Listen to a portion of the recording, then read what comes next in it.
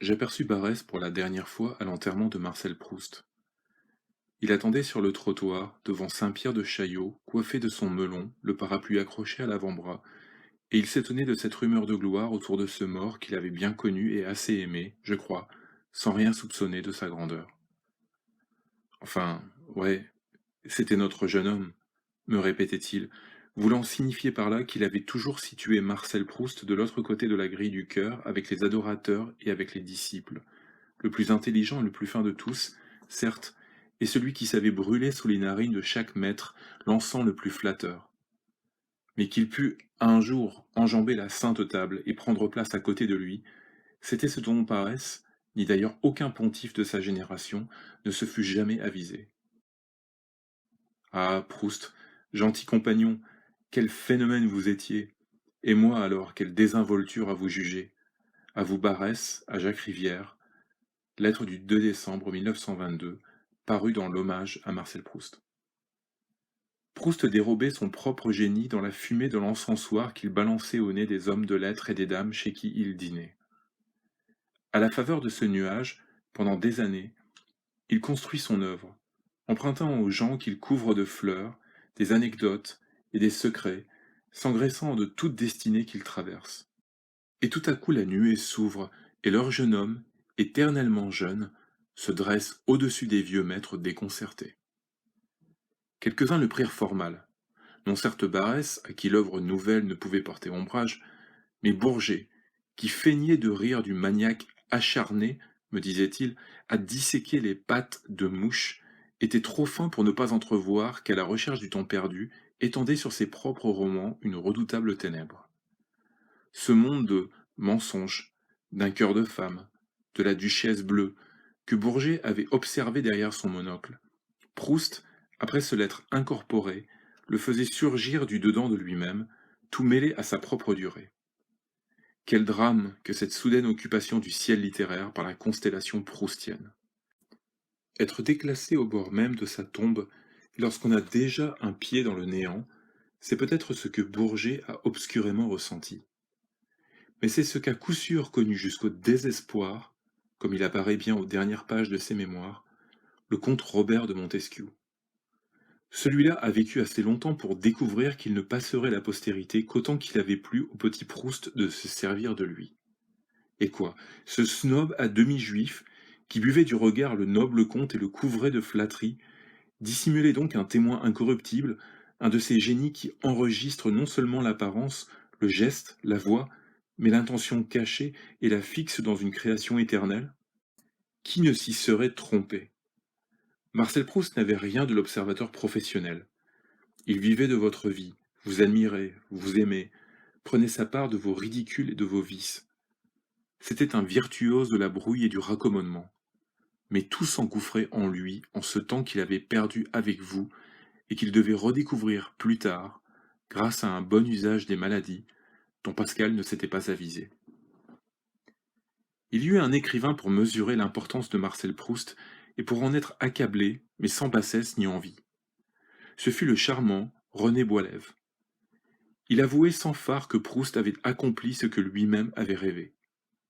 Il n'en était pas jaloux, mais nous confessait sa tristesse dans la jolie maison de la rue des Vignes, où je revois son beau visage olivâtre, barbu et consumé, de ce qui témoigne indifféremment des excès de la pénitence ou de la brûlure des passions humaines. Je vis pour la première fois Marcel Proust à la fin de la guerre chez Madame Alphonse Daudet, le 3 février 1918, au cours d'une réception donnée en l'honneur de Francis Jam. Mais j'aurais pu lui être présenté bien des années plus tôt, puisque je connaissais le fils cadet d'Alphonse Daudet, Lucien, qui n'était pas seulement un des meilleurs amis de Marcel Proust, il avait ce mérite d'admirer le génie de Marcel à une époque où personne ne se fût avisé de lui en accorder. Du côté de chez soi n'apparaissait à peine aux vitrines des libraires que déjà Lucien Daudet, dans le Figaro, situait à leur vraie place, à la première, cet homme et cette œuvre encore inconnus. Ce petit Proust, répétaient les gens, vous croyez vraiment que ça existe? Lucien Daudet n'a jamais douté que le petit Proust ne fût très grand. Il ne l'a jamais mis à tous les jours. Il a résisté à cet aveuglement de l'amitié qui nous cache la grandeur de ceux que nous aimons, Et il a fait mentir l'auteur de Swann lorsque celui-ci assure que nous ne croyons pas au génie d'une personne avec qui nous sommes encore allés la veille à l'opéra. Mais pourquoi ne m'a-t-il jamais parlé de lui?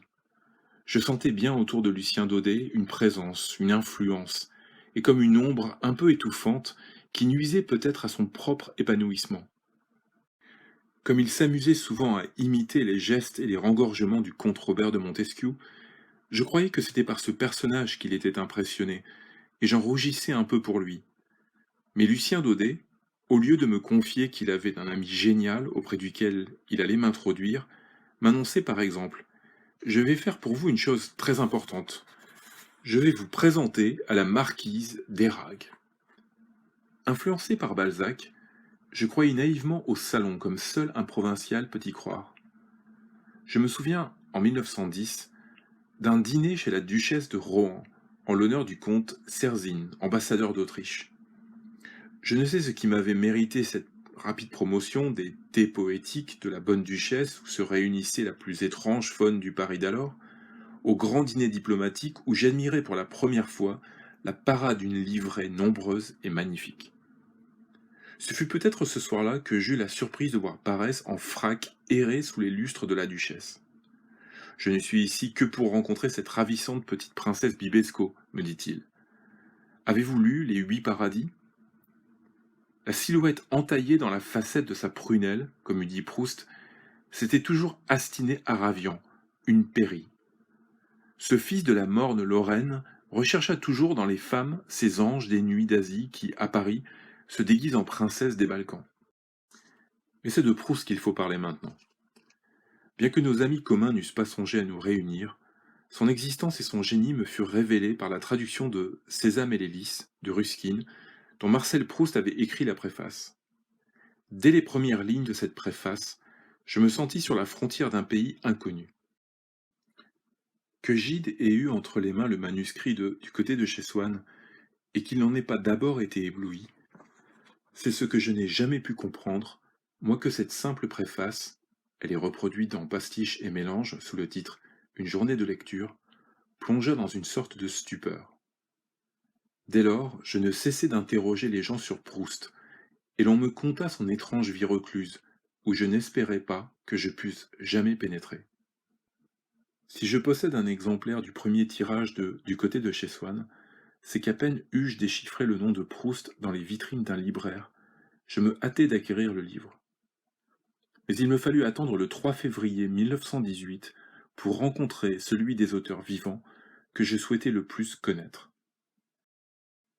Il m'apparut plutôt petit, cambré, dans un habit très ajusté, les épais cheveux noirs ombrageant des pupilles dilatées, semblait-il, par les drogues. Engoncé dans un col très haut, le plastron bombé comme un bréchet, il arrêta sur moi un œil de nocturne dont la fixité m'intimidait. Mon trouble s'accrut lorsque, au lieu du compliment que je croyais voir se former sur ses lèvres, il me décocha cet épigramme. Francis Jam vous a dédié une bien jolie nouvelle. C'était me laisser entendre que je n'avais aucun autre titre à son attention que cette dédicace. Je me sentis pourtant l'objet d'un examen insistant, quoique dérobé. En dehors de cette première entrevue, je n'ai eu qu'une seule fois l'occasion de m'entretenir longuement avec lui, quelques mois avant sa mort, un soir, ou plutôt une nuit, où il m'invita à dîner à son chevet. Et pourtant quel chemin parcouru, de la première dédicace à M. François Mauriac, en affectueuse admiration, à la dernière page, sur la page de garde de Sodome et Gomorrhe. Cher François, que d'admiration, de reconnaissance aussi, surtout d'admiration, j'ai à vous écrire. Mais j'ai été mort, et je remonte des profondis, et encore tout emmailloté comme Lazare. J'espère bientôt vous voir. Je n'ai pu répondre à aucun des livres de Jam, et pourtant vous savez ce qu'il est pour moi. Je vais tâcher de lui envoyer ce livre.